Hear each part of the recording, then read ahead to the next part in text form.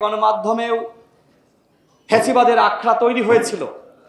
যেভাবে গণমাধ্যমে আমরা দালাল চাটুকার সাংবাদিকতা দেখেছি, সেই জায়গা থেকে কি গণমাধ্যমকে রক্ষা করা, গণমাধ্যমের সংস্কার করা নাহিদ ইসলামের দায়িত্বের মধ্যে পড়েছিল না? আমার কাছে এখনো পর্যন্ত অনেক সাংবাদিক ভাইয়েরা বলে যে আমরা এখনো পর্যন্ত লিখতে পারছি না। একটা সংবাদ প্রকাশ করলেই কল আসে, বিভিন্ন জায়গা থেকে হুমকি আসে। উপদেষ্টা নাহিদ ইসলাম তিনি দায়িত্ব গ্রহণ করেছিলেন, পরবর্তীতে তার দায়িত্ব অসমাপ্ত রেখেই তিনি পদত্যাগ করেছেন। তার দায়িত্বকালীন 6 মাসে আমরা কি আজকে জানতে চাইতে পারি না যে তিনি আসলে গণমাধ্যমের কতটুকু সংস্কার করেছেন? আমার সামনে অসংখ্য সাংবাদিক ভাইয়েরা, আপনারা আরো ভালো বলতে পারবেন।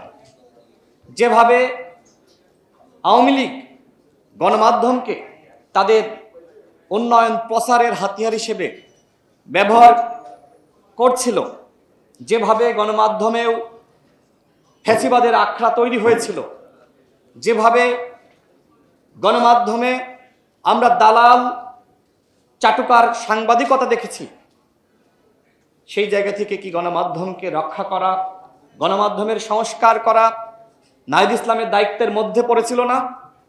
তিনি সেটি করেননি।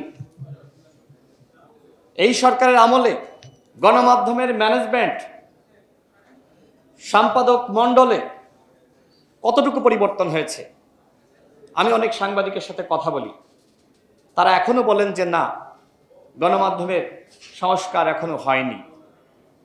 এরপরে আরেকজন তথাকথিত মাস্টার মাইন্ড খ্যাত আরেকজন ছাত্রনেতা তিনি বসেছেন এই চেয়ারে, এখনো পর্যন্ত গণমাধ্যমের কোনো সংস্কার হয়নি।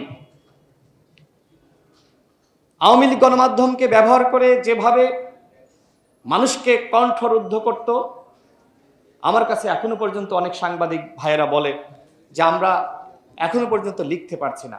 একটা সংবাদ প্রকাশ করলেই কল আসে, বিভিন্ন জায়গা থেকে হুমকি আসে। তার প্রমাণ এই শীর্ষ নিউজ। আমরা অনলাইনে দেখেছি যে তারা বেশ সুন্দর সংবাদ প্রচার করে, যেটি এখানে উল্লেখ করা হয়েছে যে বাংলাদেশের প্রথম অনলাইন পোর্টাল, কিন্তু তার নিবন্ধন অন্তর্বর্তীকালীন সরকার দিবেন সেই চেতনা তাদের মধ্যে জাগ্রত হয়নি। বরং আমরা লক্ষ্য করছি গণ অভ্যুত্থানের পরে আজকে দেশ এক অনিশ্চয়তার মধ্যে। কতটুকু সরকার রাষ্ট্র সংস্কার করতে পেরেছে, কতটুকু গণহত্যার বিচারের অগ্রগতি হয়েছে, নির্বাচন নিয়ে সরকারের ভাবনা কি, এখনো পর্যন্ত পুরো জাতি ধোঁয়াশার মধ্যে রয়েছে। এখানে জাতীয় নেতৃবৃন্দ আছে, পরশুদিন অনেকে সংলাপ করেছে, গতকাল সংলাপ করেছে। এই সংলাপের আসলে অর্জন কতটুকু? এর আগেও আমরা সংলাপ করেছি, কোনো একটি সংলাপ ফলপ্রসূ হয়নি। আমাদেরকে ডাকে, চা নাস্তা সিঙ্গারা খাওয়াই, এরপরে উপদেষ্টা পরিষদের কোনো সিদ্ধান্ত আমরা জানতে পারি না। এরই নাম সংলাপ হতে পারে না।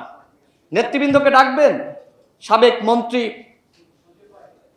বড় বড় জাতীয় নেতা, তাদেরকে ডেকে নিয়ে আলোচনার পরে যদি এই সরকার কোনো সিদ্ধান্ত না দিতে পারে, তাহলে কিভাবে একটি রাষ্ট্র তারা পরিচালনা করবে?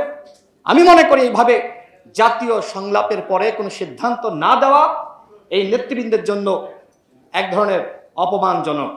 আমি সরকারকে বলতে চাই, তাদেরকে ডেকে নিয়ে যদি পরবর্তীতে কোনো সিদ্ধান্ত আপনারা না দিতে পারেন, এরকম লোক দেখানো, চা নাস্তা খাওয়ানোর সংলাপের কোনো প্রয়োজন নেই।